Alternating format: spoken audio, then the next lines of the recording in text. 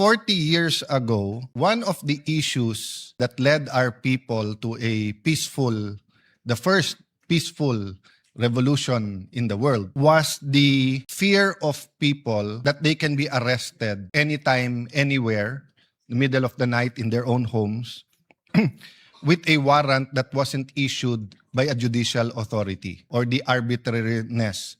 This isn't peculiar or hindi to pang Pilipino lang. Actually, all throughout history, during the times that the monarchy ruled the UK and France, that is also the same reason why you have parliamentary immunity.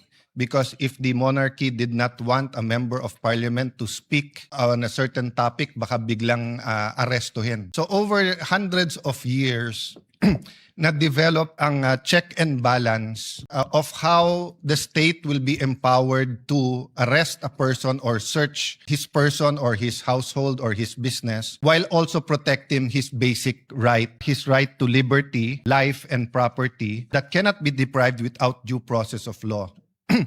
40 years later, or 39 years later, last year, we faced this issue. But now, because the world is now a global city, dahil interconnected na, nag-evolve na po ito.